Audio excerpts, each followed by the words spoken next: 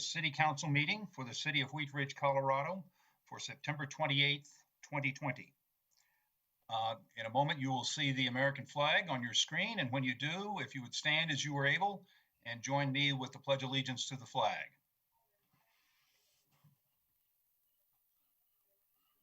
I pledge allegiance to the flag of the United States of America and to the republic for which it stands, one nation under God, indivisible, with liberty and justice for all.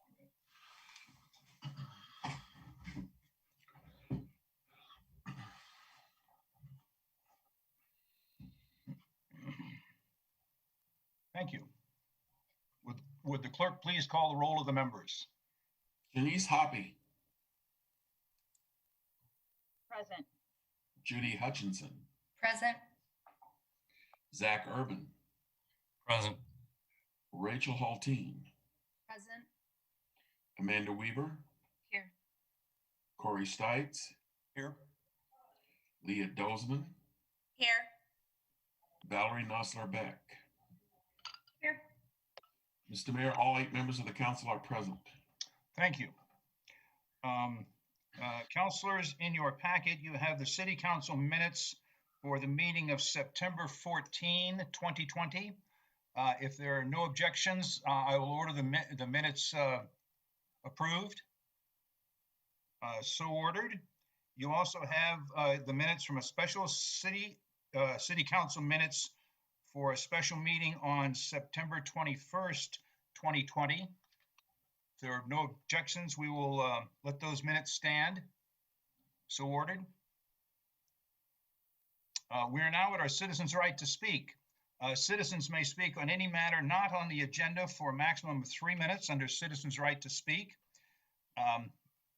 We have an opportunity, if you want to sign up ahead of time, to speak at City Council chambers. If you're not able to use your own technology, we offer that. We had no one signed up to speak tonight, but we will open the Zoom raise your hand feature, and you may speak then. You'll have 3 minutes to speak. Our Mayor Pro Tem will be our timekeeper.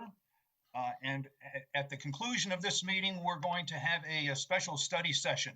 And in accordance with our rules, we will take a comment on the study session item during this citizen's right to speak. So if you would like to speak on the study session item, you may do so at this time. I think that's all the introductory things. When we open up and ask you to speak, if you would please give us your first name and your last name. If you would please spell your last name for the record and give us your address, and then you'll have 3 minutes to speak after that. Ms. Scheck, do we have, if you would like to speak, please raise your hand in the Zoom format. And I will ask Ms. Scheck if we have anyone with their hands raised. We don't, Mayor. Not at this time. Okay. Is there anyone on the telephone who would like to speak and doesn't have the Zoom format? We invite you to speak also. If you would speak up, I will recognize you now.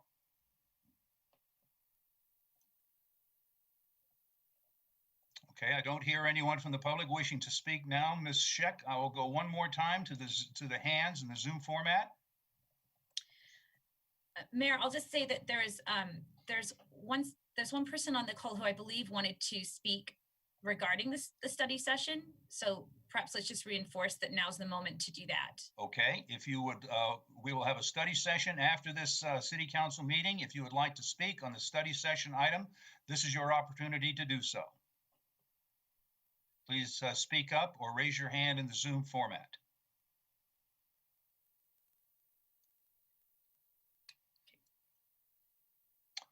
Okay, I don't hear anyone or see any hands in the Zoom format, so we will close our citizens' right to speak and move to our first agenda item. This is our consent agenda. Ms. Haltine, would you please introduce our consent agenda? Thank you, Mr. Mayor. I'd like to introduce consent agenda item 1A, resolution number 47-2020, a resolution approving the third amendment to an intergovernmental cooperation agreement between Jefferson County and the City of Wheatridge, Colorado, pertaining to community development block grant funding.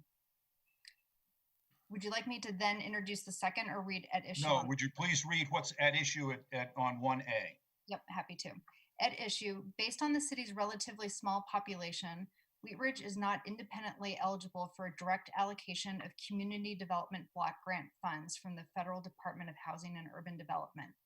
Instead, the city has a partnership with Jefferson County, whereby the county and its smaller jurisdictions collectively are eligible for these federal funds. This partnership is memorialized in an intergovernmental agreement, which has been in place since 2011. The purpose of this resolution is to approve a third amendment to the agreement, which modifies language in compliance with federal requirements. Thank you. Then I'd like to introduce consent agenda item 1B, resolution number 48, 2020, a resolution approving an intergovernmental agreement with Jefferson County concerning the installation and operation of a secure mail drop box at Prospect Park. And I will read at issue. At issue, Jefferson County would like to install an additional secure mail ballot box at Prospect Park in the city of Wheatridge. The intent is to better serve Jefferson County residents during elections by providing several convenient locations for voters to drop off completed ballots. Next, I'd like to introduce consent agenda item 1C, resolution number 46, 2020, a resolution amending the 2020 fiscal year general fund budget to reflect the approval of a supplemental budget appropriation for the purpose of accepting a grant from the CAPTA Metropolitan Auto Theft Task Force, CMAT, in an amount up to $66,000. At issue, the CAPTA Metropolitan Auto Theft Task Force awards grants to police departments demonstrating a need that will proactively combat the theft of motor vehicles or assist in the recovery of such. In 2020, CMAT awarded the Wheatridge Police Department up to $66,000 to be used for license plate reader, LPR equipment, and technology in the area of I-70 and Kipling. That I'd like to finally introduce consent agenda item 1D, a motion to approve the drainage and stormwater easement agreement between Hance Ranch Development LLC and the city for stormwater improvements. At issue, a stormwater drainage system constructed for the Hance Ranch development lies outside of the right-of-way along the west side of Tabor Street and north side of Ridge Road. This easement agreement permits the city to go on the property to maintain the system. Thank you. May I have a motion to approve agenda items number 1A, 1B, 1C, and 1D? Thank you, Mr. Mayor. I move to approve consent agenda items 1A, 1B, 1C, and 1D. Second. Thank you. We have a motion and a second by Mr. Urban. This is our consent agenda. Would the clerk, all those in favor of the motion, would you please raise your hand so that the clerk can see it? And will the clerk please record the votes?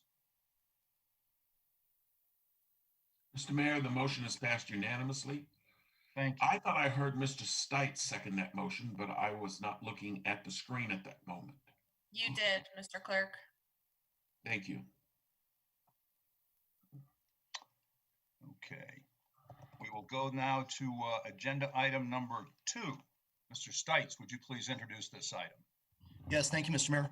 Council Bill number 18-2020, an ordinance amending Chapter 26 of the Wheatridge Code of Laws concerning sign and lettering notice requirements for quasi-judicial public hearings, case number ZOA-20-06. At issue, requirements for the notice of public hearings are provided in the city charter and in Chapter 26 of the Code of Laws. This includes notice by sign and letter, as well as publication in the newspaper and on the city's website. The purpose of this code amendment is to modify current practice related to sign and letter notice specifically, to increase the number of posted signs required based on frontage, length, and parcel configuration, and to increase the letter notice radius from 300 feet to 600 feet for public hearings. Thank you very much. This is an ordinance on first reading to set the date, time, and location for a public hearing. Mr. Stites, may I have a motion on this? Yes, Mr. Mayor. I move to approve Council Bill number 18-2020, an ordinance amending Chapter 26 of the Wheatridge Code of Laws concerning sign and letter notice requirements for quasi-judicial public hearings. On first reading, order published, public hearing set for Monday, October 12th, 2020 at 7 p.m. in City Council chambers, and that it take effect 15 days after final publication. Second. Well, I gotta tell you that I heard Mr. Urban say that first. You guys gotta be quicker than that. Okay, will all those in favor of the motion, would you please raise your hand, and would the clerk please record the votes? Mr. Mayor, the motion has passed unanimously, seconded by the fastest second in the West, Mr. Urban. Good. Okay, that concludes the items on our agenda. We will now go to city managers matters. Mr. Goff. Yeah, thank you, Mr. Mayor. This meeting's way too quick, so I'm going to drag this out for a couple hours. Is that right? As you know, you're good at that. Breaking up there, Patrick. We can't hear you. Just a couple. I may have to make a motion here. Okay. As you all know, we distributed our 2021 proposed budget. You all should have received that on Friday, and it is for the public. It's available in the city clerk's office, and it is on our website. So if you're out there listening, you can review it there. And we'll be presenting the budget. Staff will be presenting the budget to council next Monday night. So looking forward to that. Also tomorrow night, we are celebrating our boards and commission members. So if anybody from council would like to join us, we're starting at 5:30 here at, well, not here, but at City Hall. We're doing a drive-through event, and going to give some goodies to our board and commission members and thank them for their hard work. And Halloween's coming up. Getting some questions from the community if there's going to be any restrictions on Halloween, and obviously we haven't talked about that, and so I don't believe we're considering any restrictions. That's what I'm telling folks. Jefferson County has put out some tips for safe and fun trick-or-treating, and the CDC has some guidelines, and the governor may put something out here in a couple days also, some additional guidelines. So hopefully we can still have some fun in the community during this time, and Local Works is having and Kate's on here in a bit, but she can maybe speak to the Halloween festivities that Local Works is planning. So that's it, Mr. Mayor. Okay, thank you very much. We will go to our city attorney's matters. Mr. Dahl. I have nothing tonight. Thank you very much. Well, thank you. Then we will go to elected officials matters, and I'll start with our clerk, Mr. Kirkpatrick. Nothing tonight, Mr. Mayor. Thank you very much. I don't know if Mr. Miller is on. There he is. Mr. Miller, do you have anything tonight? No, nothing tonight, Mayor. Okay, thank you. We'll go to Ms. Nosler Beck. Thanks, Mayor. I don't have anything tonight. Okay, thank you. Ms. Dozeman. Thank you, Mr. Mayor. I just had a quick question about the boards and commissions event tomorrow. If we show up, are we going to be helping handing things out, or like how does that work as far as electeds go? You're on mute. Allie, do you know more? But I think it's really anything you'd like to help with that you feel comfortable doing.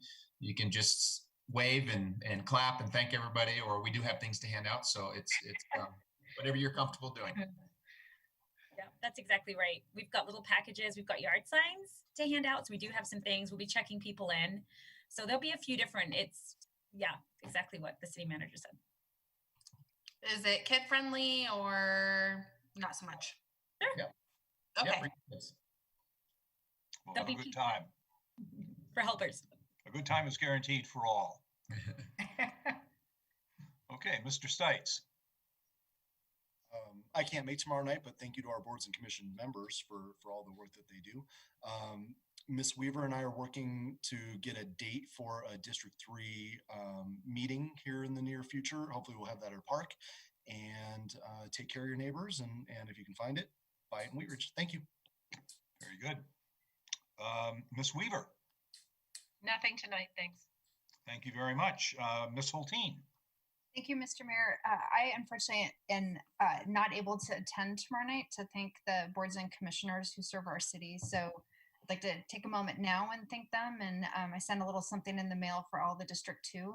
people who serve, because I'm just always grateful for people who give their time and expertise to our city. It makes it better for all of us. And I'm finding the figuring out what to do with Halloween a little ironic. It's like the one night where we all want to wear masks and we're not sure it's the night that we should be out wearing our masks. So whether it's Halloween or not, please continue to be courteous and wear your mask. It's you're supposed to do it. And one day a year, wear the best mask you can get your face on. All right. Thanks, everyone. Pardon me. Thank you. Mr. Urban. Nothing this evening tonight. Thank you. Thank you. Ms. Hutchinson. Thank you, Mr. Mayor. I will be there tomorrow night and I will be happy to wave and clap. So another thing that I would like to mention, which I didn't mention last week, it was just too much. But anyway, I did see on Channel 7 2 segments regarding Heine's Market that has been in this area for 70 years, family owned. And I mean, what a terrific place that is. And I just want to make comment that I think it's great that they were on TV, same as some of our other businesses in Wheatridge, and very proud of that. Thank you. Thank you very much. Ms. Hoppy. Thank you, Mr. Mayor. Unfortunately, I have a family event and I won't be there tomorrow night, or if I am able to get there, I will be late. It'll be my first one that I've missed. And so I really enjoy that night to be able to say thank you to all of our commissioners. So hopefully some of you are watching tonight and you are hearing all of us say thank you. We really appreciate all the time that you donate and volunteer into our community. And other than that, that's it. Thank you very much. That brings it to me, and I want to tell you that I plan to be there tomorrow night, but I don't want to wait to say thank you to all the people and residents who make up our boards and commissions. You do great work for our community, and our city runs better, and our staff is happier to have your help and guidance and be a team along the way. So thank you for being there.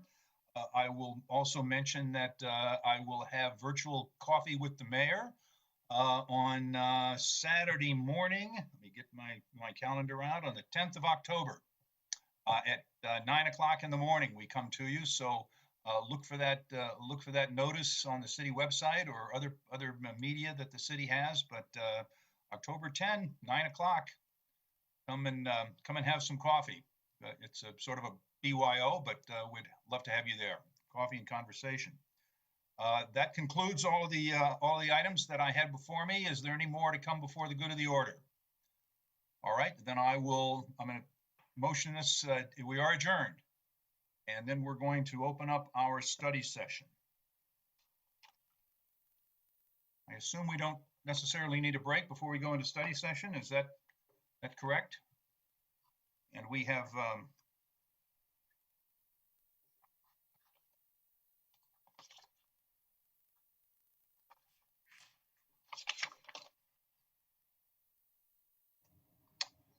already asked for public comment on anything, so we can go, I believe, right into our agenda items. Number 1 is our local works strategic plan update. Mr. Goff? Yeah, thank you, Mr. Mayor. If you remember, we had a budget discussion on funding for some of our outside agencies back in June, I believe it was. And there was some discussion about wanting to learn more about Local Works strategic plan and their investment fund that they have. And Councilmember Holteen and Hoppy requested that this come back as a study session before we actually look into the budget. So we invited Kate Cook with Local Works, and yep, there she is. Kate's on, and so I'll turn it over to Kate. Okay, Ms. Cook, thank you for joining us. You have the floor. Thank you. I am going to share my screen. And oops, sorry about that. There we go. Good. So this evening, I am going to be presenting our strategic plan, which, as I said, at the August study session with council, we were in the middle of completing. So after after we presented to you, we were able to bring the board together and hash through the wording, and you know what a process that is, but to bring forward a strategic plan. So what I did with this presentation is I sort of put it together with the presentation that I gave you earlier in August, and I'll start with the strategic plan piece, but a lot of the things that I discussed at the August budget meeting are contained within the strategic plan because, again, we had done the groundwork to get that plan going. Let's see, I'm just gonna figure this out. Oops.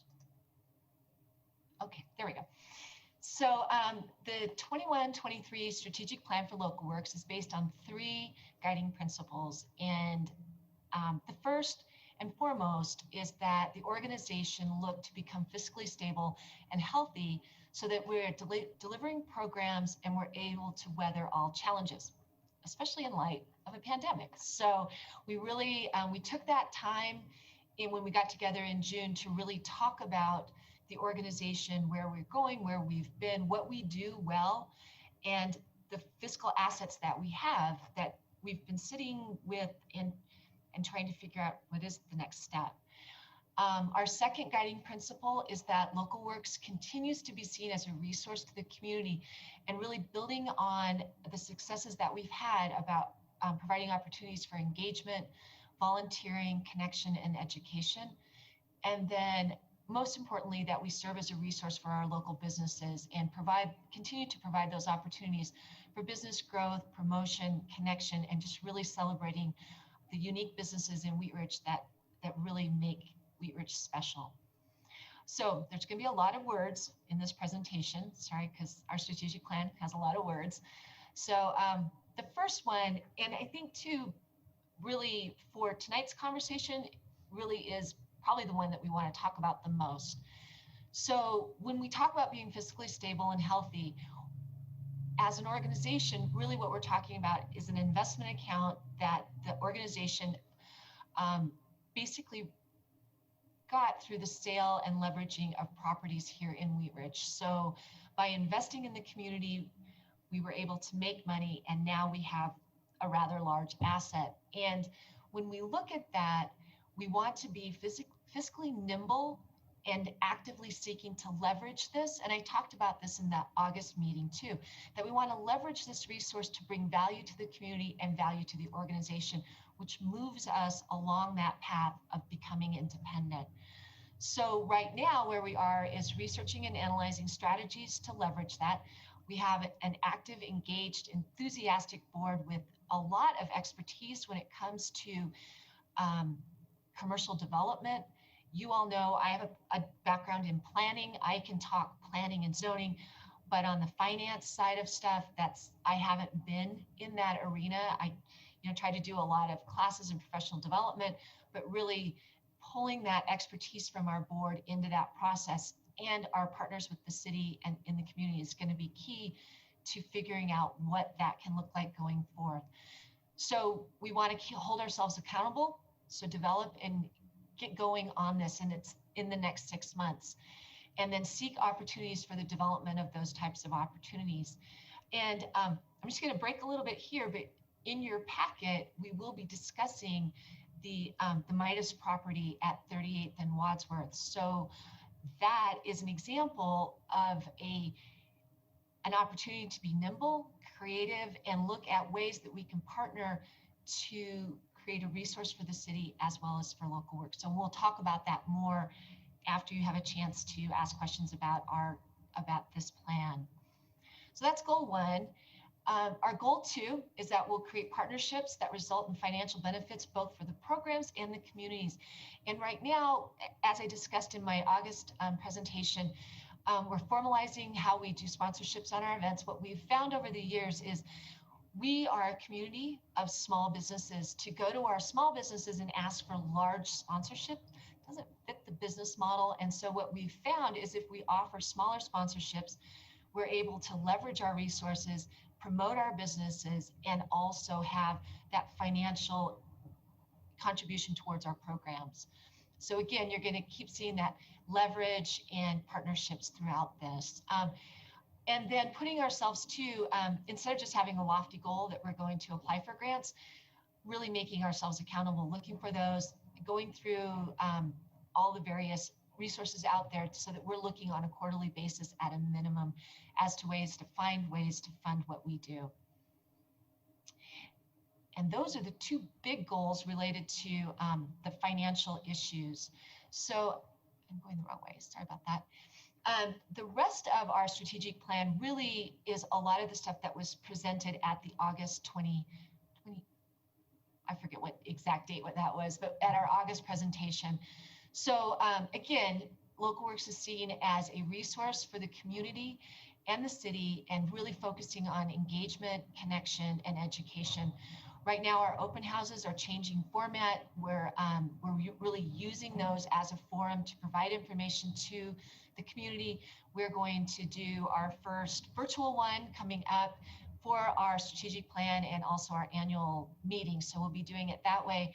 We found with the one that we did in January on a cold, dark night in the snow that people want to know what's going on in the city, and that's exciting. So being able to provide that forum for folks, and again, being that resource of good information in the community. So right now we're doing a partnership with the city of Wheatridge on the Wheatridge 101 Civics Academy. This is an awesome partnership. We had our first session last week. We have the next one on civil discourse coming up on Wednesday. So that'll be a really good opportunity again for community education. And we'll continue to expand our outreach efforts. I shortened this down just so it would fit on the slide, but this is our grassroots way of reaching out to the community. Right now, we've got a virtual coffee break going on, but expanding those as we're able to meet in person again. But again, right now, a lot of what we're doing is virtual, but again, just being there, being available to the community to have these conversations. And again, you're going to see identify and implement programs that mesh with what the city's goals are, and that always seeking to empower and educate the residents in an open and fair and transparent manner. Let's see if I go the right way this time. There we go. Okay, and we invest in the community. Again, this is stuff that we went over in August. We commit to offer the home improvement loan program. We'll continue to partner for the cleanup days, which have a huge impact on the community, and offering the neighborhood dumpster grants. Again, looking for those ways that, again, we can bring value to the community and be a resource. And I'll just go ahead and go through these so I'm not talking all night long. Let's see, I went the wrong way, sorry. Again, resource for the community. We connect and engage with our residents. We're looking to really dive into the block captain and block party programs. That was tough this summer, again, with not being able to meet in person, but we really see an opportunity there to bring neighborhoods together and be part of the neighborhood planning process, but also being more of that resource on that block captain and block party engagement aspect. As I mentioned, we're in the process of setting up a community volunteer database that would expand beyond just volunteering here with Local Works, but really serving as a way to connect community volunteers with other organizations within the community, and also connecting our residents to each other. That really came out when the pandemic started, is people wanted to help their neighbors, and how could they identify ways to do that. And then identifying new programs that connect the community. One of the ones we've talked about are walking tours, art walks, stuff like that. So we're working with our partners to find creative ways to do that.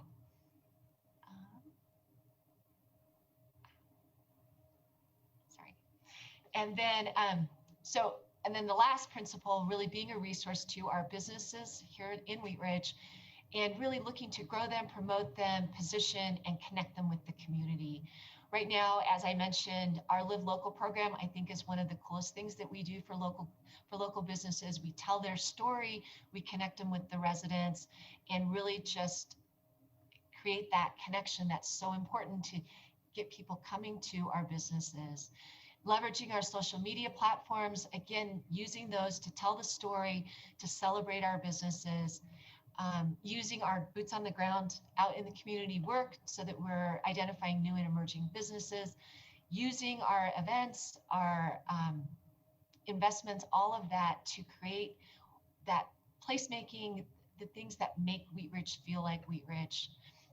Looking for partnerships with our businesses to, again, to celebrate their successes and spotlighting our local businesses.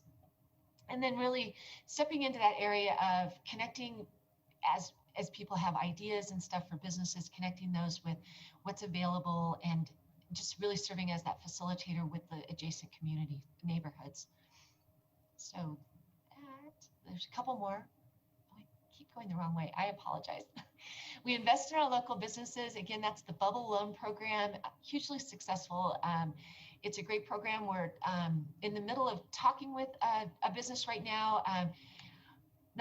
We're not quite sure if they're ready for a bubble loan, but we're definitely able to connect them with some resources. So that's pretty exciting to be sharing in that process. And then finally, we use the events that we put on to celebrate and promote the unique identity of Wheatridge. So we do regionally significant events, ones that draw people to Wheatridge because we want them to come back. We want people coming back to Wheatridge and spending their sales tax dollars here, which is exactly what we want. And then having those unique events that really spotlight the unique heritage of Wheatridge, like our mid-modern tour. We've talked about urban ag. I mean, Wheatridge just is really out there on the forefront of the whole urban agriculture movement. The art program, again, that's a super exciting thing, and we can talk about that more, especially with respect to the Midas building. And again, focusing on placemaking activities that, again, celebrate the Wheatridge community and leverage all of these pieces to really implement and achieve the vision for the community. And that is about what I have right now on our strategic plan. And I know you guys are gonna have a bunch of questions, so I will stop there. If you have questions about specific numbers, I do have that stuff further on, but I won't run through that whole presentation again. So, okay. Well, thank you very much. We might have a few questions from council. If you can take a few questions, we'll open the floor to council. And that's probably better. If you have a question, raise your hand, and I'll see if we can get some questions going. Ms. Dozman. Thank you, Mr. Mayor. Kate, I'm just wondering if you have an expenditures report or a profit and loss statement from the last couple of years that we could see before we vote on the budget? Oh, yeah, for sure. I can pull that. I don't have it with me tonight, but yeah, definitely. And I've gotten good at QuickBooks, so I should be able to pull that fairly quickly. Okay, thank you. Yes, I'd really like to see that. And I think another one of my questions was regarding the Midas building. I saw that in the packet a little bit, and I had a lot of questions about what leveraging really meant, and if you had any examples that you could provide to us, because, you know, I kind of feel like that's a buzzword as far as, you know, I saw it several times in the packet, and I kind of want to know what that means and what that looks like. But also with the Midas property and coinciding with some sort of art space or catalyzing the art community, would that work in conjunction with the art space that we've already contracted with? To create that kind of space, or is this separate from that?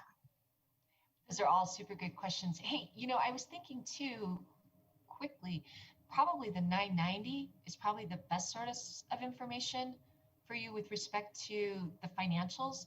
And we just finished the 990, and I have that. It's been adopted by our board as well as our audit. So I can give you those documents like right now. So I can forward those to council via email tomorrow morning or after this meeting. So that'll give you everything financially that we have currently. On the Midas building, I think I'm going to ask Patrick how you want to structure that conversation, because I know Steve and I talked about it earlier, and there's a lot of details in there. So I'll ask you how you yeah. Does council want to finish discussions on the strategic plan, or are you ready to go into the Midas building discussion, or doesn't matter? We can jump back and forth too. He's good. Ms. Hutchinson. Thank you, Mr. Mayor. I'm just wondering, So I'm new at this. So actually, this nonprofit has been with Wheatridge for how long? 2005. Okay. And is it not true that within a certain number of years you were to be self-sustaining? I am new to the organization, so I have heard that there has been talk. It's an interesting relationship in that finding that in writing has not, Yes. yeah, exactly. I think what came out of our strategic planning session was a sense by our board and a real energy that it's time for them to grow and grow into that space with kind of, like a child leaving home. So with a transition period. So I think that's what we're really looking to do. The organization did take a step towards that a few years ago in looking to create a business improvement district along 38th Avenue. It's not uncommon when an organization tries to create one that election fails the first time. It's kind of a learning process for the commercial property owners and the business owners. I would argue that that may be a tool that would fit really well for this organization. Oh, sorry. Oh, no, keep going. I'm sorry. I saw that. I was like, oh, am I supposed to stop? Nope. I was trying to get the mayor's attention. Oh, I'm sorry. I was looking elsewhere. So that said, there's been a little bit of a time gap between the conversations that we had a few years ago and then starting that process. So that's definitely that's been put on my plate to have those conversations. When I came on to Local Works, reestablishing those relationships with both the Chamber, the Wheatridge Business Association, and our businesses was first and foremost for me. So I have been out and really working on those relationships. Well, I want you to know I do support Local Works. The thing that I'm wondering about is when you go out and support the businesses, are you getting any funding from the businesses for that type of advertising or? Not yet. No, not yet. Okay. So, and also what I see is this has been a program going on 15 years. Okay, that's what it is. And you asked for like $500,000. That's like a lot of money. And so I like to recreate like as much as the next person. But when I get phone calls from 3 constituents very concerned about certain things in their neighborhoods regarding like speeding traffic and, I think most of us have witnessed that. And these constituents are very interested in evaluation of that and like interested in speed bumps. I found out there is no money for speed bumps this year. It's unknown for next year. And I just have to look at supporting a nonprofit when there is no funding for neighborhood safety. And I'm just wondering with this pandemic, the cost that, what you keep wanting to have, I mean, everybody else is cutting back on things. Are you trying to cut back on anything? So the budget that we proposed for this year is a 6% decrease from last year, and it's actually below the 2019 budget. So part of that was looking to a lot of cost savings through operations and increased fundraising. So we're definitely looking at ways to keep cutting our costs and move towards a lower ask. So yeah, definitely a change in staffing, change in how we office, and all of those are definitely things that we have incorporated into this budget. Okay, because I would kind of like to see a time limit on, this could go on for 20, 25 years or something like this. In the city, we're in a poor economic situation. And so I just want to see where Local Works is operating the same as businesses and other things that are going on and what cutbacks there are because this is very serious. And I would like to focus on neighborhood safety instead of maybe a lot of recreation, okay, just at this time. That's just my point. I am for safety for the constituents and neighborhoods. Thank you. Thank you. I had Mr. Goff. Did you want to make a?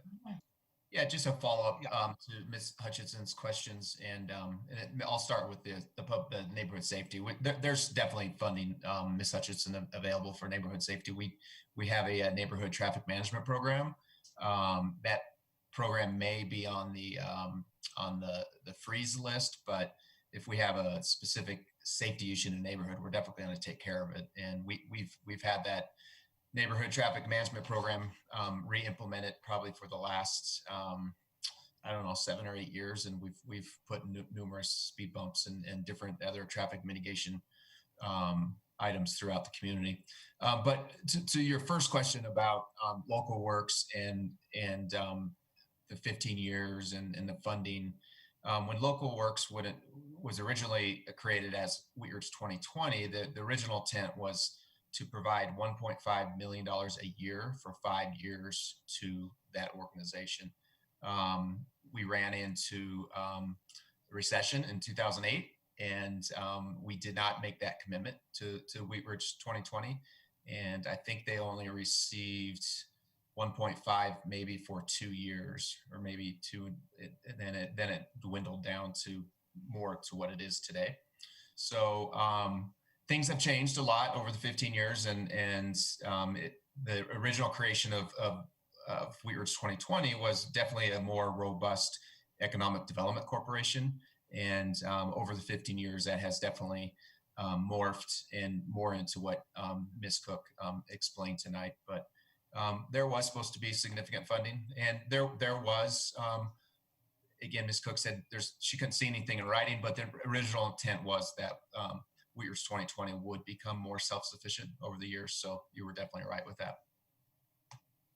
Thank you. Let's see, I have Mr. Stites and then Ms. Hoppy. Thank you, Mr. Mayor. I just had a quick question. Looking at the strategic plan moving forward, it looks a lot like what Local Works has already done. Are there any major shifts in that?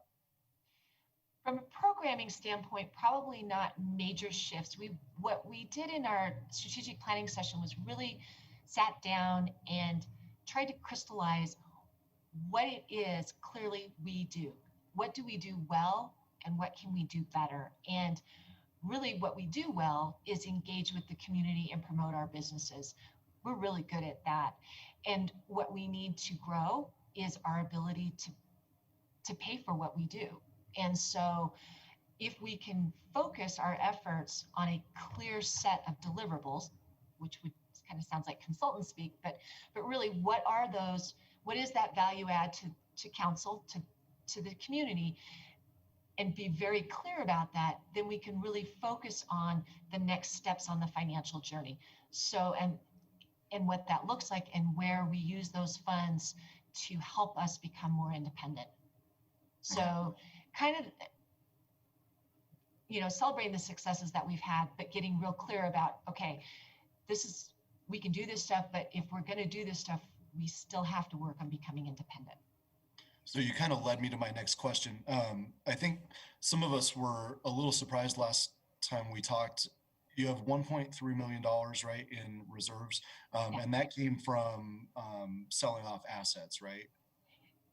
There was a purchase of some townhomes back when the economy was in a downturn, and Local Works was able to leverage funds that they had on hand to purchase those townhomes, invest in them, and hold them for a while. This was before I came on, but they were actually renting them, and so they had a bit of a revenue stream off of that. I don't know if any of you own rental properties, but someone has to fix the toilets, someone has to fix the things that break. And so if you own rental property and you're a nonprofit putting on community-based engagement and promoting your businesses, that's a lot of staff time and a level of building maintenance expertise that you don't usually get in those types of people. Like, I know who to call if you've got a plumbing problem, but I'm not going to be the person that can snake the drain. So the decision was made by the organization to sell those assets. Right about that time, there was the change in leadership from an administrative standpoint, the executive director. And so you end up with an organization who has this money and not a clear path forward. And I think so what has happened is the organization has been prudent. They held on to it. Nobody had a big party. They weren't using it to fund their operations. They were like, okay, we want to do something significant and valuable for the community. And I think now we've had a strategic planning session. We've brainstormed some of those ideas, and we're at a place now where we can take those funds and truly use them. And if you guys have been through this on council, sometimes there's opportunities, but you don't know exactly what the end result will be. So sometimes you have to sort of hit a holding pattern. I guess I would use, and then this is totally an aside, but a personal example for me would be, I was on the Edgewater City Council, and our King Supers at 20th and Depew, we were moving it over onto to Sheridan. It was a great move. They could be bigger, but we ended up with an empty King Supers. And as a small town, before legalized marijuana, you only have so much sales tax base, and to lose that King Supers to call center or something that couldn't generate sales tax was scary when we were on council. So we made the decision to purchase that building, not knowing what we were going to do with it. And so we did a revenue bond. You had to sell it to the residents with no plan, and we held on to it. Edgewater held on to it for a long time. And as a planner, I would have never seen the Edgewater marketplace going in there. I didn't see that. So it's sometimes waiting isn't a bad thing. You know, it allows you some time to sort of regroup and think, and maybe a great opportunity comes along. So I just use that kind of as an example. And again, it's not like, you know, anybody is not trying to do something. Okay. So you don't necessarily have a plan for that 1.3 million at the moment. You said you want to leverage it, but you don't necessarily know how yet. Well, that kind of feeds into the Midas proposal. So again, there's an opportunity to partner with the city and possibly do something really interesting there at that site around this concept of art in the community. So, and again, that is a concept that would have to be approved by council. It's not something that we could do on our own. Okay. So I guess I'm interested to hear more about that. But I will say, as a business owner, and somebody who's lived here for a long time, I'm a little concerned that, and like I said, as a business owner, we're going to give $500,000 to Local Works, who's sitting on a decent amount of money, and you guys do great things. But every other business in the city is probably taking a decent haircut this year, as far as their revenue goes. And as I'm looking at that, you guys are talking about taking a 6% cut, but you've also reduced your rent, cut salary, and you've only gotten to 6%. So, you know, I'm just looking at, is that enough? Is that the right number? So I guess I'm interested to see that, some more financial documents on that. So thank you. Thank you, Ms. Hoppy. Thank you, Mr. Mayor, and thank you to Kate Cook for coming back. At the last presentation, there were lots of questions around the strategic plan and the investment fund. And I appreciate the work that went into putting the strategic plan together. And I would say one thing that I see here that is significantly different going forward from what's been happening in the past is, in the past, there was a lot of connect the community to the community, bring the community into our local businesses to support those. That was connecting our community into our local businesses was what Tara, John, and I were wanting to establish when we started Live Local. And so that's good. That's been very successful. I see you guys now taking the next step of connecting businesses towards more resources and development. So like the incubator space and stuff like that. Now that is something that I would say is new coming out of Local Works. And so I appreciate the information and the strategic plan to show that, to show us that plan.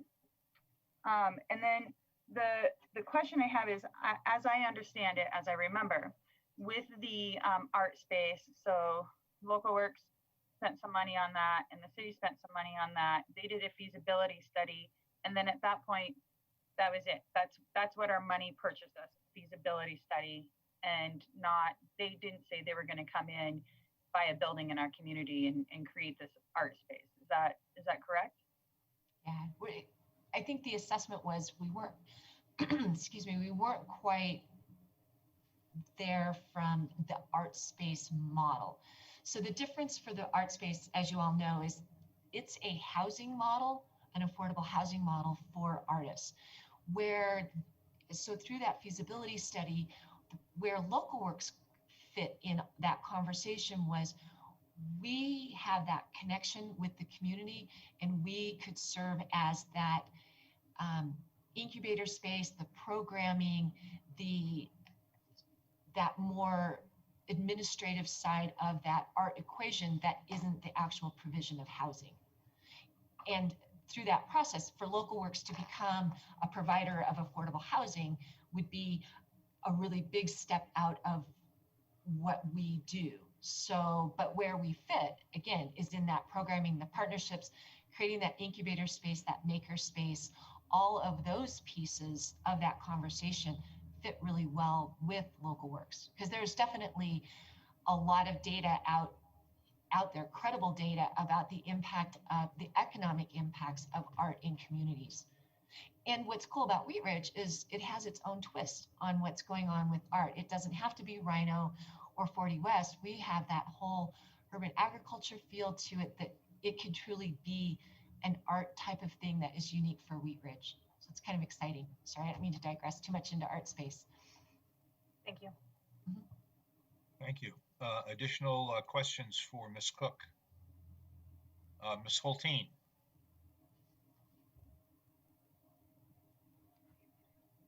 Great. Thank you, Mr. Mayor, and thank you, Kate, for coming again to present your strategic plan. I appreciate having the additional information. It's helpful for sure. You know, one thing as I was reading through it and was reminded, you know, Local Works provides just such an important service to our community. I think if we've learned in the last 6 months the importance of, you know, just celebrating our community and finding innovative ways to connect with one another. And I think that's something that Local Works has really demonstrated, that they're very adaptable and nimble, you know, with keeping that goal in focus. And so I was glad to see that moving forward and a little bit more articulation. Can you share a little bit more? I have definitely two, maybe a third question. The first question I have, when you talk about the types of grants that you'll be looking at quarterly, would you mind talking a little bit more about sort of what your grant strategy is and how you see those grants coming alongside, you know, supporting the program delivery for the city? Right. So right now we have gotten our membership with the Colorado, and I can't think of the name of it right now, probably because I'm like in the hot seat here, but we have the Colorado Grant Guide. So we're going through that.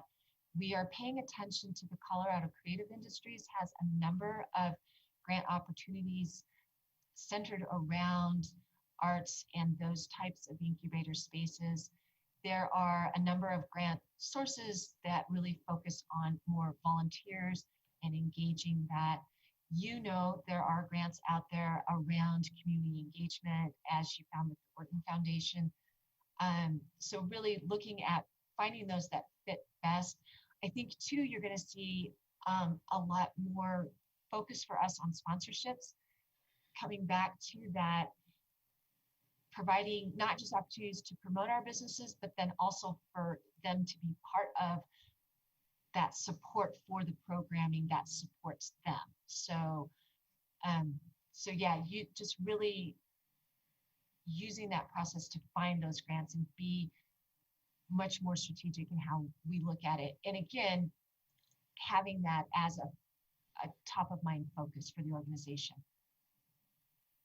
Great, thank you.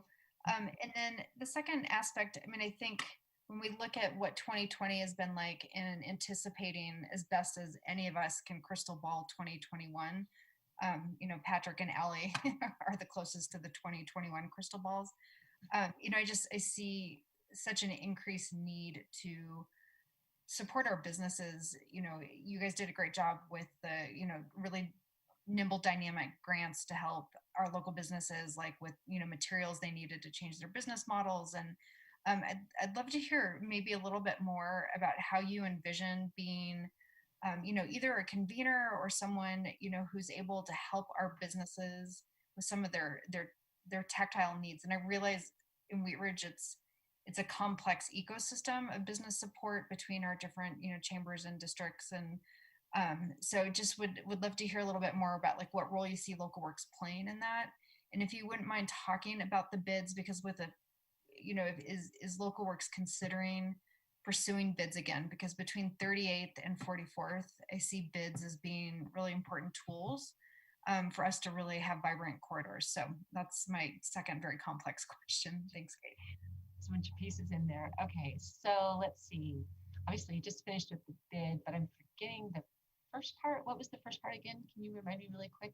Just asking a little bit more about like, yeah, doing like business support, convening, like how are you helping them kind of amplify like their reach within and beyond our community?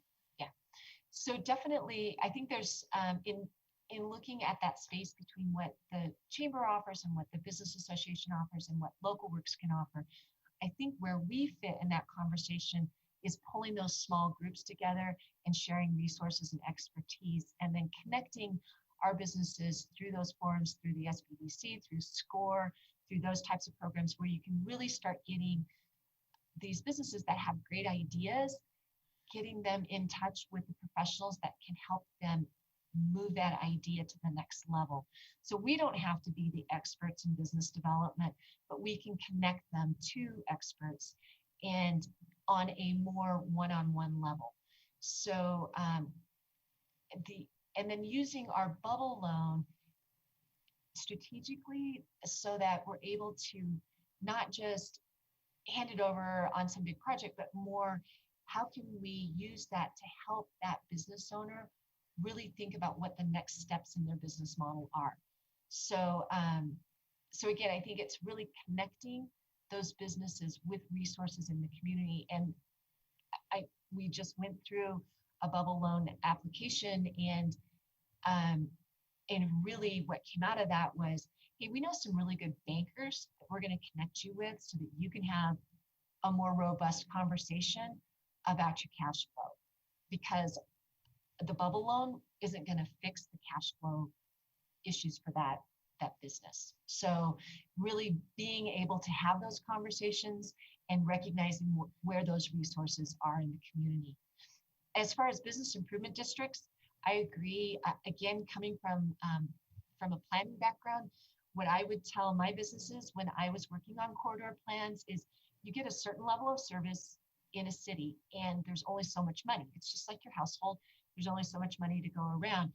And many of our commercial corridors, they want a little bit more. And that's great. And that's awesome. That's usually the vision for these corridors because they are the heart and soul of our communities. And what I would always tell the businesses when I was at Lakewood was, if you want that higher level of resources, that higher level of service, what can you bring to the table to help move that along? Because it's expensive. And one of those really effective tools is a business improvement district, because those funds are there to help those business districts beautify, to market, to purchase properties. I mean, there's all kinds of creative things that the bids can do, especially when you have sort of that defined source of income.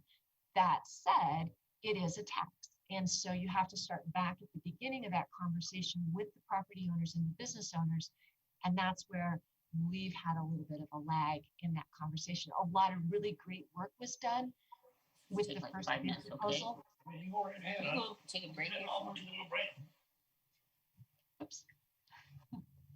Anyway, a lot of really good work was done. And like I said, many times bids don't pass on the first vote, especially when you're dealing with corridors like 38th, where you have a lot of small ownership and just a lot of people that you got to talk to.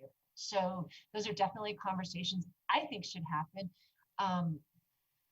I think it would be smart for our businesses. I mean, you can look at the successes in other areas where there are bids in place and just see it's an amazing tool. Great. Thank you so much. Thank you. Additional discussion, Mr. Urban? Thank you, Mr. Mayor. And I appreciate the presentation on the strategic plan. That was one of the questions that I had. And I can understand based on your conversation with Corey here regarding the 1.3 million that you're prudently hesitant to say what's going to happen with that 1.3. But I know that because it was received from investment in Wheatridge, that it's going to be invested back into the city of Wheatridge. So I don't necessarily have too much of a concern about how that's going to be spent, because I know it will be spent in Wheatridge. I guess looking at the strategic plan, I'm seeing three different customers: the city, the residents, and the business owners. And the residents I see is providing volunteer efforts to local works, and I see the city providing the cash. And to a certain extent, I see the businesses providing that sponsorship funding. But well, in addition to that, what's the nexus with the business owners, or how do we bring them more into the fold of this organization? I think that's where we really start to structure sponsorships. I don't think our community needs another business membership group. So what I would like to do, this is just me having a brainstorm. I haven't talked to the chamber or the business association yet, but what I would like to do is maybe start structuring how we promote those businesses. The ones who join those two organizations get more support, so that you can set up a deliverable that way. And that way, when I'm out talking to businesses, I'm encouraging them to join the organization of their choice or both. And in doing that, we start to establish a better relationship with the chamber and the business association on what that support could look like. So right now, we support everybody, all the businesses equally, with no charge. Okay, and like you said, that most of the businesses in Wheatridge are small business, and they don't have the resources needed to afford those types of activities, and so it is important for the city to subsidize that to a certain degree. And as it relates to coming to the city with an ask of $400,000 some odd $1,000, it is difficult because we are one of your only funders, and so these questions that we're going through and these sort of hot seat situations we're going through are kind of par for the course, because this is one of the only funders that is out there. As far as the bubble loan is concerned, how many loans are outstanding, and what's the process for turning those loans around, or when they become due and payable? What's happening with those dollars? We currently have one loan out on the books right now. When the money comes in, it goes into the investment account. So that's part of how that has built up over time. And then we cycle those loans back out in the community. So, and the same with the home improvement loans as well. So those come out of the investment account and they're paid back into that. And what I would like to do with both the bubble and the HIP is have it be a more advertised, like it's January 1st, think about the bubble loan, think about the HIP loan, and have it be much more of an application process. Right now, it's sort of kind of a word of mouth thing, which is both good and bad. It's good because it has flexibility over the course of the year. It's bad in the sense that it's hard to consistently advertise that. Whereas if you know that the bubble loan is always going to be opened up on January 1st or May 1st or whatever, then you could put that on your calendar, and I can let the business association and the chamber know too that that's coming up.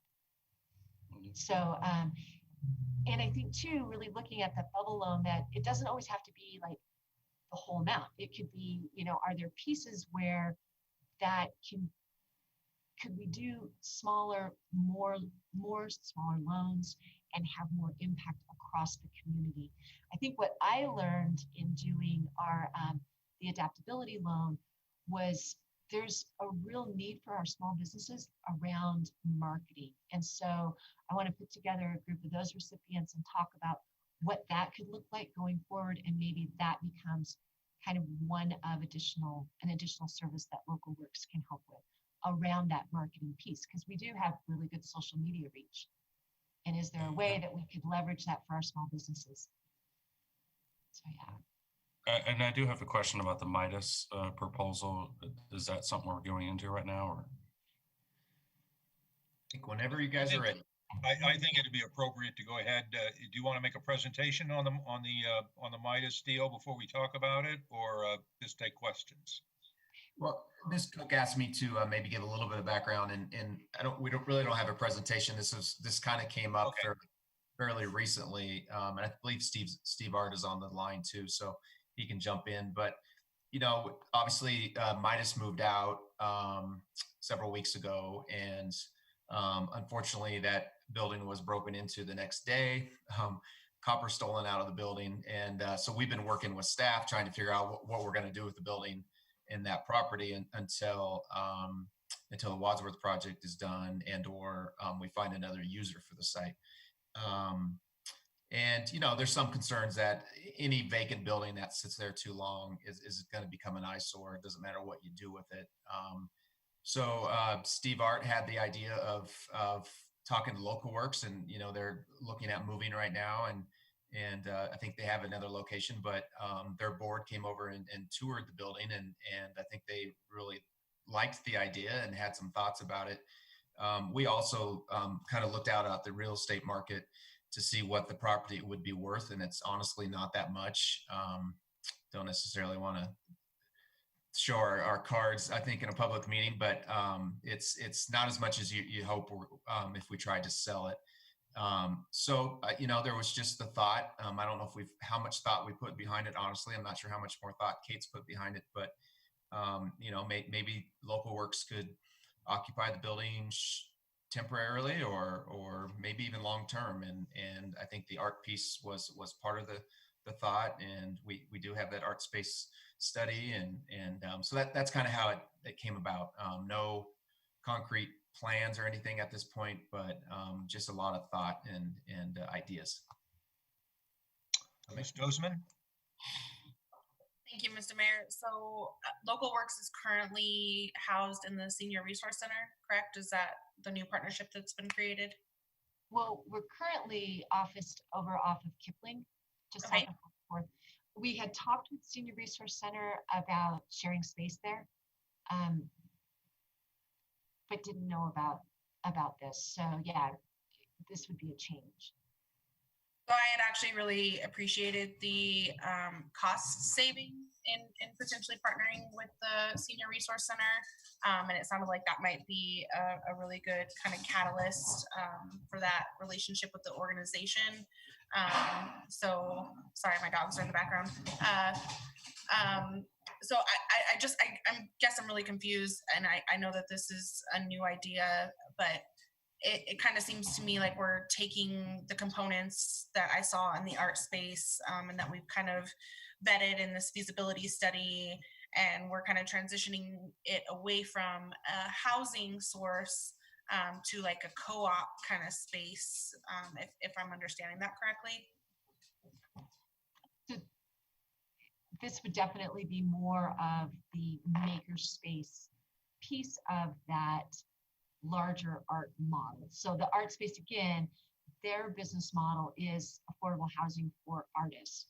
So frequently that couples with a makerspace incubator type of thing. So a good example is up in Loveland. You have the actual art space there where the artists live, and then across the street is the wonderful makerspace where you're able to sort of create additional revenue for that art space project. That's how art space does it. Right. So I guess we're, in my my mind, we're kind of taking the some parts of the art space as far as like the maker space, and we're turning it more into like a co-op where you're going to be having office space for local works, but also offering the creative space for artists. I mean, my mind immediately goes to Teller Street Gallery, which unfortunately closed recently, and how much local works partnered with that art space and really brought it into the fold as far as the events went, and how poorly that went all together. So I mean, it's really hard to kind of take what we already invested into a feasibility study with the art space for not only affordable housing, but also this space in which would attract more artists, not only to live, but also to create. And so it kind of seems as if we're taking some bits and pieces of that and creating a space for local works to office, when I felt like you guys were kind of in having a good direction as far as with the Senior Resource Center. So in my mind, that I consider that a cost saving move, and I felt like that was really prudent given the situation currently, and this like Midas building, and like where we're kind of moving towards, whether we sell it or not, or whether it can be retrofitted for a different use is fine. But I feel like us as a body have been asking for local works to really kind of trim their budget and look for places in which that they could save money and also be a little bit more self-sustainable. And so I'm having a really hard time kind of wrapping my mind around, one, the continual use of leveraging and what that actually means, because I don't really see any examples or ideas coming from that strategic plan that expounds on anything that you've already been doing in the community, which I mean, I think it's amazing. You know, you host a lot of events that often bring our community together. And this time last year, we were talking about the events being too large and being marketed so well that it was actually more of a attractor for those outside of the Wheatridge community as opposed to the neighbors. And whether you were going to be able to continue to use the green space, and then you had to move to Lutheran and whatnot. But I'm having a really hard time, and I'm not feeling as if I'm seeing what it is that I want to be seeing with the strategic plan and where we're headed. And so, I mean, maybe you and I can talk a little bit more offline. I think I'd appreciate that. But I feel like the strategic plan has been morphed from the art space, which I was honored to be a part of and really appreciated going to those community input meetings. And I feel like the direction is really unclear for me right now. And I don't really have all the pieces to the puzzle that I've been wanting to see either. So I think one of the things I know when this idea was brought up by staff is that it allows local works to charge rent, which creates a revenue stream for us. Whereas if we go to the Senior Resource Center, it reduces the rent payment, but we still have to pay the rent. So I think that's probably where I'm using that word leverage, in the sense that obviously there would have to be a fairly sizable, although I'm not a contractor, I don't know what that cost would be to do those improvements to the Midas site, but I'm guessing it's probably not $10,000. It's probably a lot more than that. And if you use that investment fund to create that space where people can make art, and you create that incubator for this community, it starts down that path of really formalizing arts in Wheatridge. So I think that was the idea around the Midas.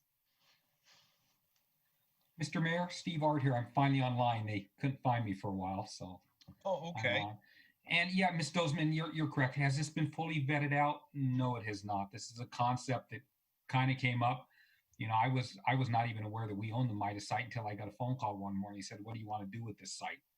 And so we have just been going through many different ideas of tearing down the building. Does that then just leave an ugly corner site? It's not going to be an attractive site for us to go out and sell right now. we're gonna have a Wadsworth widening project going on. That's gonna not make it very attractive. Eventually, upon the widening of Wadsworth, that access point on Wadsworth goes away. So the site only has one access point. No developer's really gonna wanna not have Wadsworth access on there. So we just started vetting out some ideas. And one of these was the local works utilization of that site. Has it been fully vetted? Have we fully discussed everything? No. We just tonight want some direction if we can start moving forward toward that and come back to you at a future date. Thank you, Mr. Art. Let me go to Ms. Hulteen, and then we will go to Ms. Hutchinson.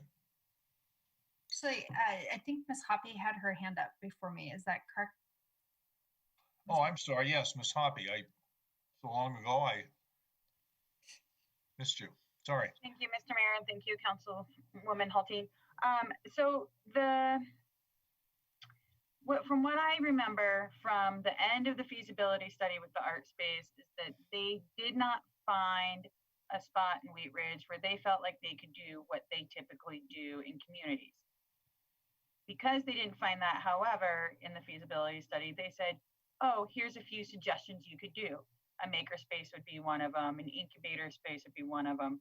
But actually building a place where it housed artists, where they were also making art, was not a part of their recommendation that came out of that feasibility study, if I am remembering that correctly.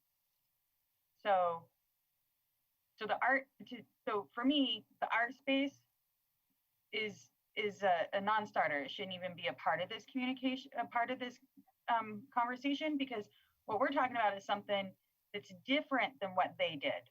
It's different than affordable housing, and so with the Midas building, it's sitting empty. We don't feel that we can possibly find tenants to be in it for the short-term amount of time that we're going to own it on that corner. It's a safety hazard because it's empty. It's an eyesore because it's empty. And we're thinking maybe local works could move in there, use the office space. We would still be saving money by them moving in there. And because we own it as a city, we can decide how much we're going to lease that to them. And they can spend their money on getting the makerspace started and getting that piece together. Is that the plan? Is that the idea of what we're looking at with the Midas building here? Yes. Yeah. So for me, investment fund and strategic plan update stuff, I'm moving on to like just the Midas building. For me, I feel like that is a really excellent use of that space. And it's something that as it grows, then it can get moved into a different space later on down the road if we need to, or we can keep the building and start charging rent, or we can move them out. And when the land is worth more money, we can sell the land for when a smaller space like Dutch Brothers, that kind of stuff. From what I read in the memo, that's the type of corner space that that's the type of user that would use that corner space. So in the meantime, we are able to create community, create a program that we could potentially maybe move somewhere else, and potentially have a revenue stream off of it at a later date, and then make it a marketable site to be able to sell later on down the road. So I do support Local Works being able to go in there and use some of their money to create this space for our community. Thank you. Okay, I've got Ms. Hulteen, Ms. Hutchinson, and Ms. Dozeman in that order. Mr. Mayor, so when I read this idea, I mean, this is the kind of idea that just gets my heart racing. Like, I love the idea of a makerspace in Wheatridge. I think, in addition to urban ag and mid-century mod, I think we have a lot of garage and shed artisans and next generations in our community. So I love that idea. I feel like the issue, it's complicated because it's coming to us like not even half baked. I mean, it's like the ingredients are on the counter. We haven't even like started putting them in the bowl yet. So I think it's a little bit hard to have like too critical of a discussion about it because it's just not formed enough. So I'll just kind of keep my response a little bit high level. I feel like there's two issues. One, as the city, what do we think about leasing the building to Local Works? And I agree. I think it's a great opportunity to leverage what would be an underutilized and challenging property. And if that's something Local Works is interested in, I mean, I think there's a lot of win in that. The other piece of it is the conversation about the city's partnership with Local Works on a makerspace or art incubator or whatever the concept is for the other part of the space. And that's where it's just not baked enough to really talk that much about it. But I will say my first instinct is that that's just not the location that like connects with me. I mean, those spaces are typically like in like walkable, they seed the places around them. And I realize this is a little micromanaging. I said I was going to keep it high level, but like, I really envision something like that on one of our walkable corridors. Now, Wadsworth's going to be super walkable when it's done. But we got a lot of years until we get there. And so I feel like community maker space, like we've got the 44th Avenue plan coming up. And so we can't force marry anyone together on that. But I just want to throw out, like, strategically as a city, if we're looking at this is important enough for us to partner around advancing like our arts and culture. I think the placemaking piece of it's really, really important. So Ms. Hoppy made a great point that we could successfully seed it there and move it somewhere else. And I'm open to that, but I'd want it to be part of a vision that like we have an arts and culture corridor, and that corner just, it's really inaccessible, which is why it's hard to lease it. So that's just something I'm thinking about moving forward. If we're looking at a short-term interim thing, I'm okay with that, but I would want to make sure that we've got a longer term plan that puts that solidly somewhere where families can walk with their kids and like go do exciting things. So I love the business part at the beginning of the conversation. I'd like to think more about the strategy of partnering on art and maker spaces. Thank you. Thank you. I have Ms. Hutchinson and then Ms. Dozman. Thank you, Mr. Mayor. I kind of think on the simple level here. I'm kind of interested on the $10 a year rent. Local Works is not going to go anywhere and be able to live or have an office for 83 cents a month. I mean, seriously, for 3 years. Is that correct, what I read?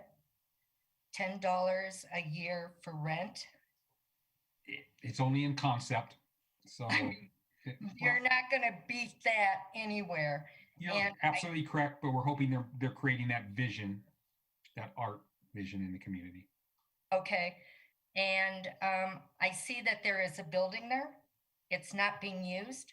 We're talking about a place where half it'll be Local Works, half to artists. Artists know how to figure this out. And so I just kind of think simple. This is what we have. I don't know if any of you know the Prairie Rule. Use it up, wear it out, make it do or do without. This is already there right now. It's something that could be used, and with creativity and things, I think it's a valuable asset instead of standing vacant, which I see a lot of buildings are here in Wheatridge. So, and also 83 cents a month, you can't beat that for rent. Thank you. Ms. Dozman. Thank you, Mr. Mayor. So my question is surrounding, it's an automotive business. So would the city of Wheatridge be responsible for all of the hazardous waste remediation, and how would that work? So we really don't think there's a lot of remediation that would have to be done right now. If you decide to tear down the building, there probably is more. It didn't have gasoline at any time. It was built in 1985. So post 1985, they were disposing of oils in the correct manner. We don't think there'll be a lot, it'd be painting. We're not going to tear down any walls as it appears right now. So it's pretty clean as it sits right now, as long as we don't disturb any potential. Have we gone through and done any evaluation of the site? No, not yet, because we don't know what we want to do with it yet. That would certainly be something we'd look at moving forward. So I think as far as this goes, it's really hard to kind of see these issues separately. So when we put together a special study session for Local Works strategic plan, and then we saw this idea with the Midas building, I married those two together at that point in time. And so I was really hoping to see a plan come out of this study session as far as like some concrete blueprints for here's what our strategic plan is and what we're wanting to do to leverage this money.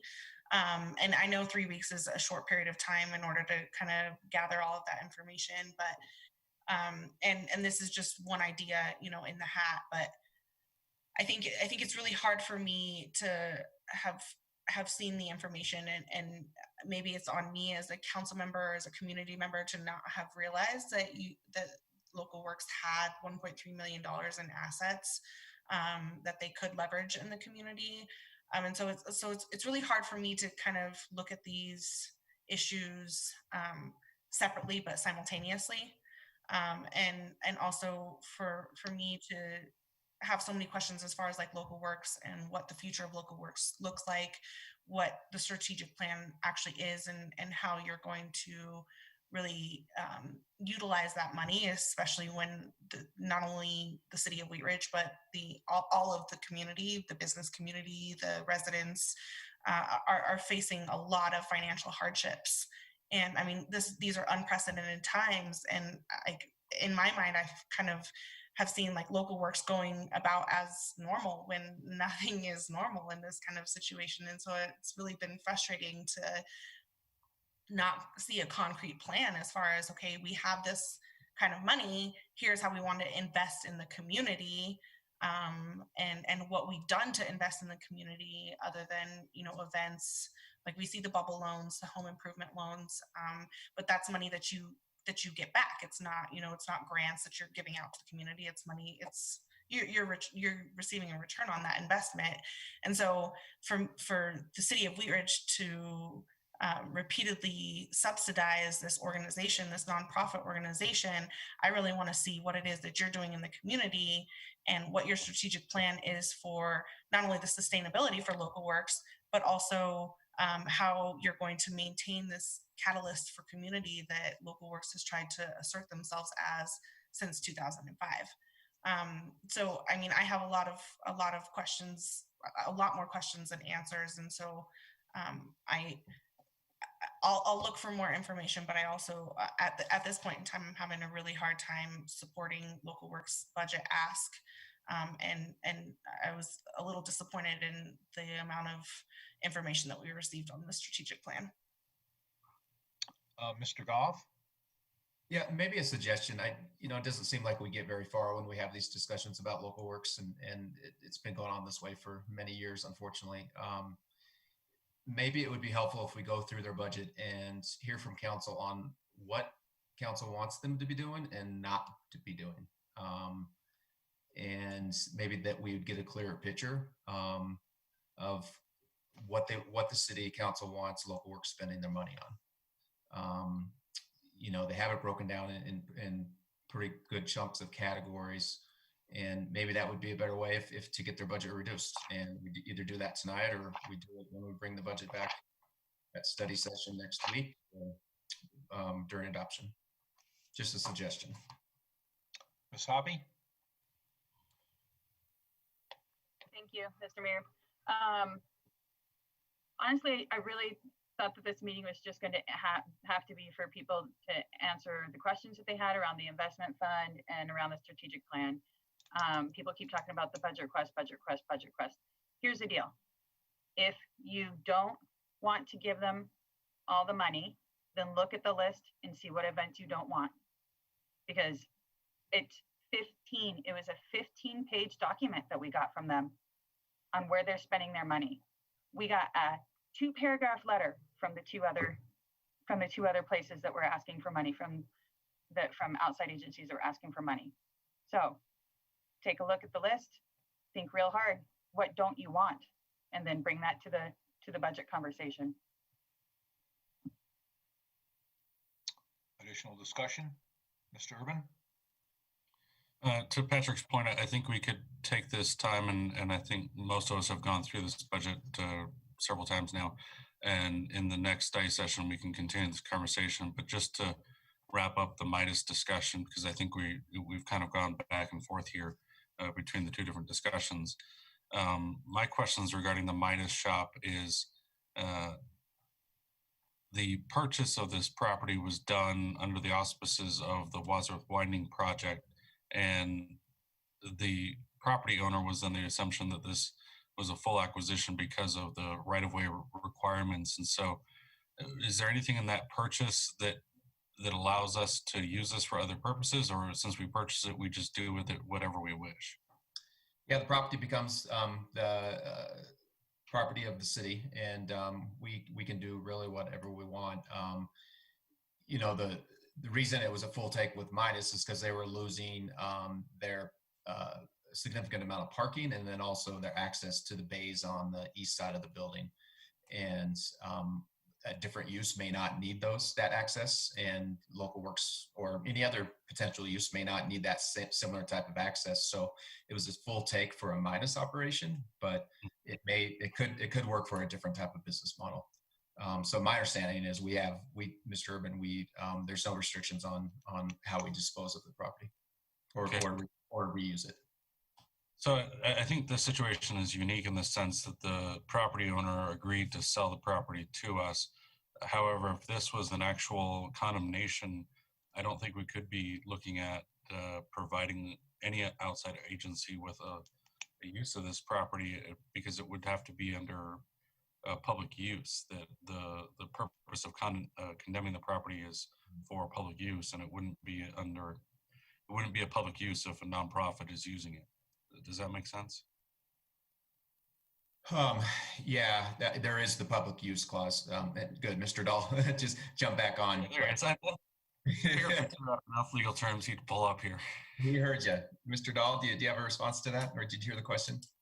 Yeah, I did hear the question, and the city had a legitimate reason to threaten condemnation and effectively negotiate to acquire for the Wadsworth Widening project. It just was necessary as a part of the preliminary design for that project.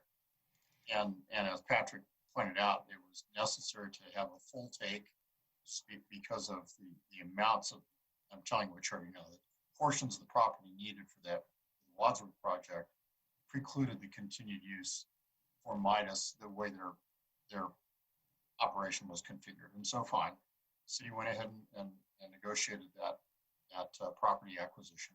Now the city has the property, and like any other property, it's something the city can make interim use of in any reasonable way the city council wishes until the design for the Wadsworth project is complete and that project's built.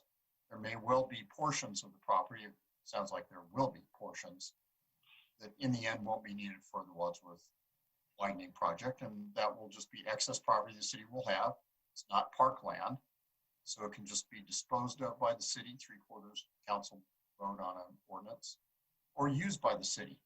And there's no objection, in my opinion, to the city leasing it for some amount of money or no money to an organization like Local Works in the interim. Okay, thank you. So yeah. I think that as a interim use, this property, would be a good fit for Local Works. My concern, just as looking across the entire corridor, I would ask us to refrain from sales tax generating activities occurring along the Wadsworth corridor. That the Wadsworth corridor should be for those sales tax generating activities, and I'm not certain as to how the Local Works proposal for the Midas building would generate any, if at all, any sales tax in that area. So that just from a long-term perspective, I would be concerned about that property being used for that purpose. I think in the interim, the next 5 years or so, it would be a good sort of interim use for that property, and I wouldn't have any concerns about it. I just want to make sure that we don't have a situation that's come up with another property where we've purchased it, but not really sure what to do with it. Thank you.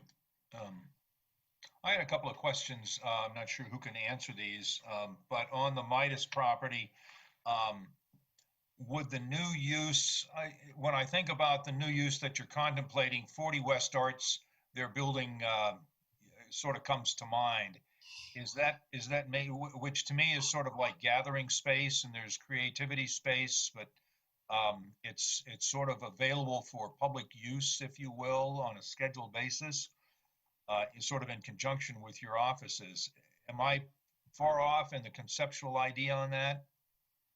I think that's definitely within the concept out there. I think where we are on this conversation is we're sort of at that point where we can't really keep talking about it until we talk to council and mayor and you guys make a decision, because Right. I can have all kinds of great ideas, but it's not my Okay. decision to make. But yeah, I think definitely that type of a space is it's a very good model. Okay. But it has to be, but you're right, it has to be vetted out. It definitely needs to be looked at from a numbers standpoint. Yeah. Right. And just, There are resources. in terms of the facility itself, does it have any or parking? What's the parking situation? So currently, right now, what is it, Kate? About 15 spaces it has currently. I think it has actually more than 15. I would say there's 15 along the 38th Avenue that they won't lose, that site won't lose. And then there's about a handful, is it 10 maybe on the Wadsworth Maybe. side that will be lost. Now, that said, could you do a different parking in there since you're not driving through those garage doors? I think that's where you sit down and look at what it's going to be used as to get a little bit more parking. I think as far as a community gathering space, there's definitely have to be some conversations around shared parking and relationships with the neighbors, because it's a small site. And once that parking's gone. You're essentially, your west neighbor then is the Wilmore Center, I assume, and there's sort of parking assets available there, and you may be able to have a shared access agreement or parking agreement with them. Yeah, it's definitely something that would have to be Okay. established. I think too, a lot of that timing, the Wilmore Center tends to be more day use. And if you're looking for that scheduling in the night, I think there's that opportunity. But again, those conversations, we haven't had those. Okay, and I had a follow-up. Is the that was an oil change and repair shop, or is the floor, did they do it on lifts? So we have lifts in the floor. Are they trenches in the floor where you go underground? Lifts. No trenches. No trenches. So Yay. you can. Okay, so that's okay. The trenches make it challenging from a reuse standpoint. It's just a lot harder. So it has lifts. It's really clean in there. Okay. Surprisingly, yeah. And I guess sort of just to close my comments, Mr. Goff, this is now sort of a problem property. It's vacant and it's being vandalized. Yeah, I mean, it definitely could turn into a problem property, and we're keeping it clean as much as we can now and keeping the weeds down. But if you remember the Go Forward side across the street, as much as it was fenced and boarded up, it became a nuisance. There was a lot of crime. We had people sleeping in it. Not that you couldn't fortify it a little bit stronger, but it's always tough when there's a vacant building just sitting for a long time to keep it attractive. Okay, thank you. Ms. Hoppy, you had your hand up. Thank you, Mr. Mayor. I'd like to say thank you to Councilmember Urban for his comments about a sales tax generating property there, and for that to be part of our long-term vision, and also to Ms. Hulteen about yes, maybe we can see that and move it somewhere else, and for that to also be part of our long-term vision. We haven't heard though from Councilmember Stites, Nosler, Becker, or Weaver how they feel about this, and I feel like really what Local Works and the city and Mr. Art need from us is an idea of if we are supportive of them to be able to move forward on this direction to be able to flesh out some of the details that people are asking for. So I would just like to ask those members of council who haven't weighed in to weigh in on it, please. The floor is open if anyone would like to speak. Mr. Stites. Sorry, I weighed in earlier. I'm for moving forward, taking a look at it. much like Ms. Hulteen, I'm not sure that that's the place for it. Much like Mr. Urban, I think that one of the busiest corners in the city should probably be producing some revenue for us. But I think for now, that's fine. But I would like to see, as far as a city go, we plan more long term for that corner to try to attract some businesses that will bring in some retail sales tax. But for now, I think it's a great deal for them and a good deal for the city. So thank you. Additional discussion on this item, Ms. Nosler-Beck. Just to chime in too, I think I'm kind of in the same spot as council member Stites. Just that I think that space isn't necessarily the right space in terms of a gathering spot. You know, I'm hopeful that if we were going to try and create a space like this in Wheatridge, it would be something that would be more accessible by bike and pedestrian. And I realize with the changes to that intersection, that'll be improved, but will also be right up on that corner. I can see it as an option for the in between, but I agreed with Councilmember Dozeman that I liked the idea of the Senior Resource Center as a efficient space and sharing of resources too. And so I'm all for continuing on to learn more about the space, but that's where I'm at on it. Thank you. Ms. Weaver. I'll speak to both concerns that we've been discussing. It's hard for me because the strategic plan, to me, if we're going to talk about a space, the strategic plan also has to sort of meet up with the space. And the space being a half-baked idea right now, while I think it could be great for local works, I also think it could be great as an art making space. I also think it could be great for a lot of other things that local works does. And as a person who does urban agriculture, that would be a perfect location for indoor growing and outdoor farmers market and revenue generating things that local works also does.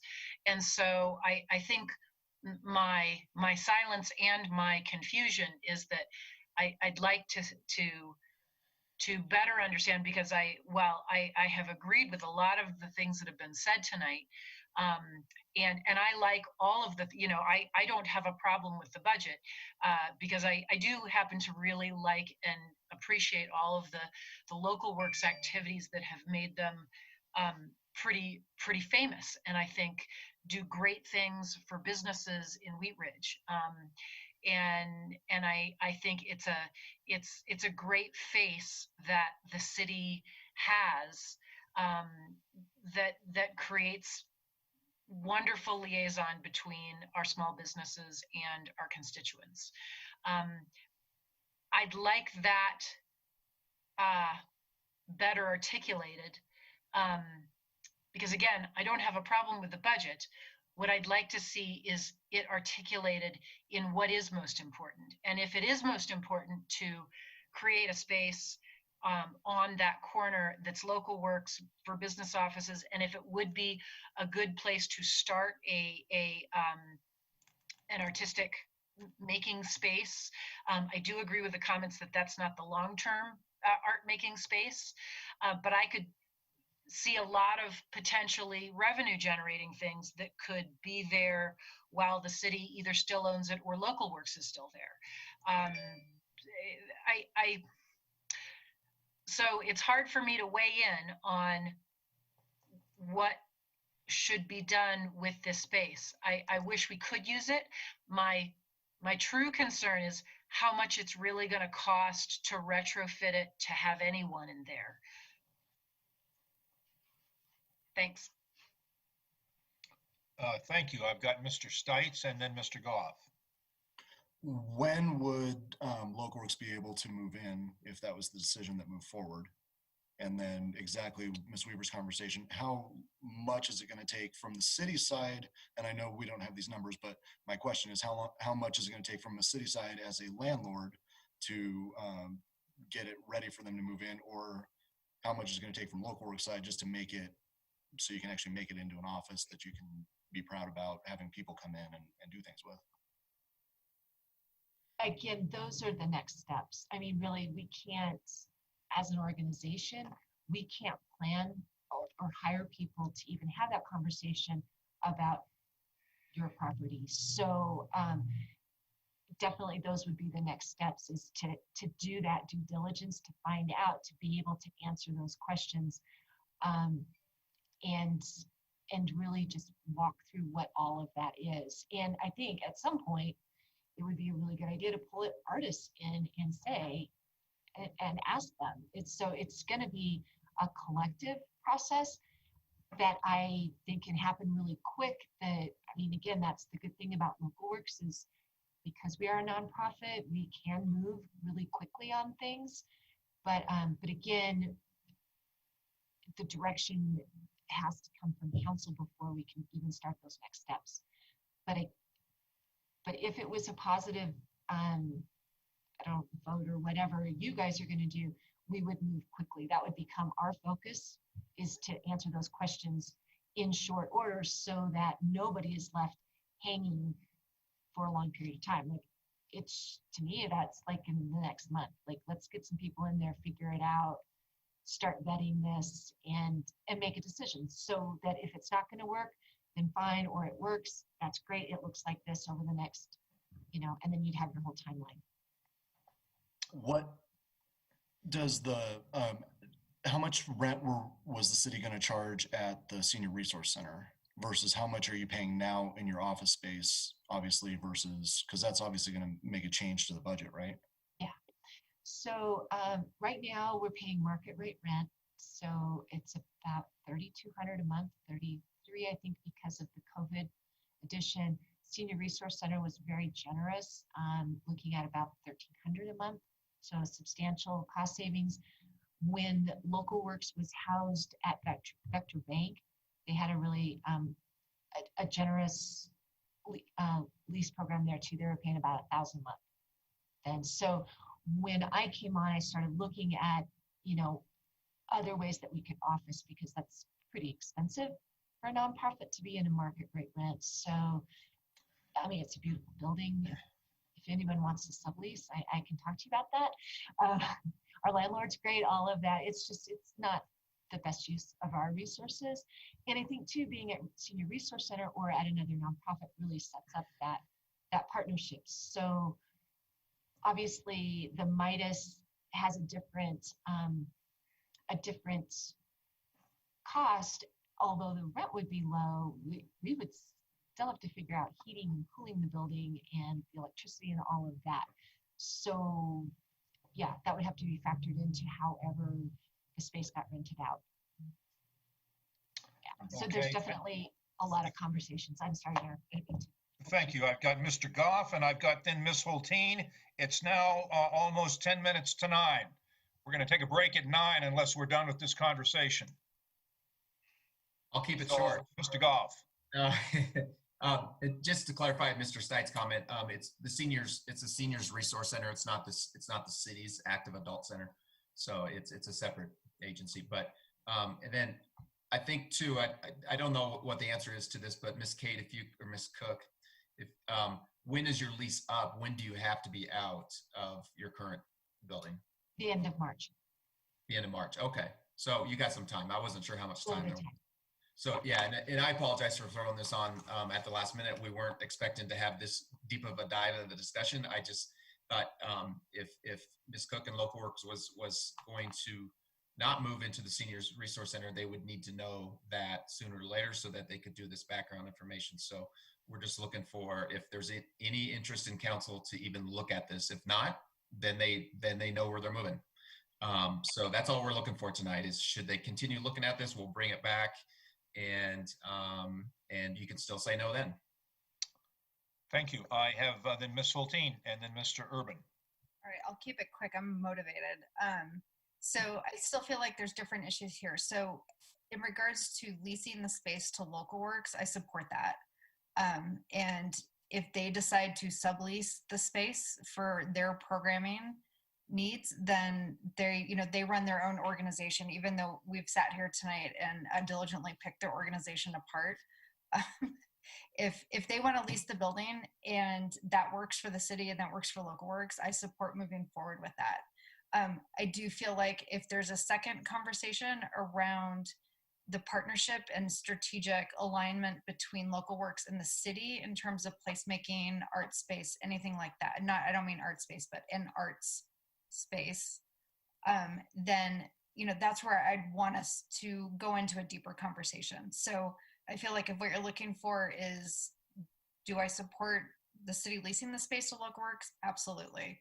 And Local Works has a variety of options available to them on how they use and sublet the space.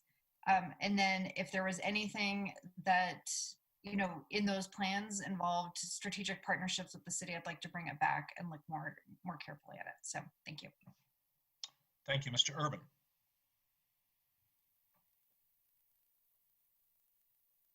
You're on mute.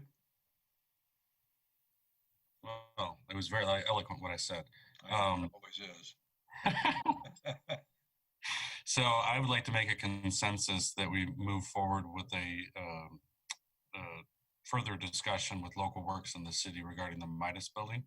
And, we don't need to make any concrete decisions tonight, but I think we've had enough of feedback from this that we should at least move forward and continue to, understand what that's going to be. So I'd like to make that consensus. Do we have a hands on that consensus? We have that consensus. So I think that indicates that we should do some planning and some preliminary cost estimating or schematic design or whatever you can do without spending much money to bring back your ideas and how you might utilize the building. Okay. Thank you. Does that, do we have any other items to wrap up with respect to this discussion? Are we ready to roll? That's all staff has, Mr. Mayor. Okay. Is there anything else, let's see, that we need, if we are done with that discussion, we will go back to the agenda if I can find it. Hurry, you have 9 minutes. Oh, we'll get there. I hope.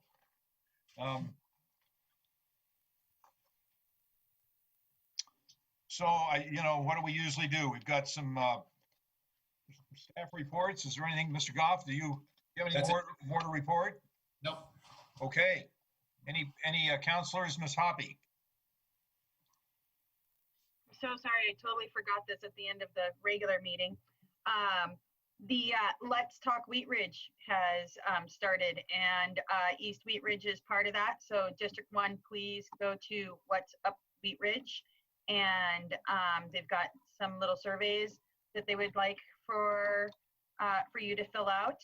There's also some District 2 is also the other neighborhood. I think, is it all District 2 or maybe also a part of Bel Air? So Bel Air and East Wheatridge. Go to whatsupwheatridge.com, get your voice heard, and let's talk. Thank you. Okay. Any additional elected officials matters that we want to bring forth this evening? All right. I'd like to thank you all for joining us. Thank you for a good discussion on a variety of topics. We will be back in study session a week from today at 6:30, and we'll have some more interesting topics and some more discussions. So appreciate everybody joining us. With that, we will stand adjourned.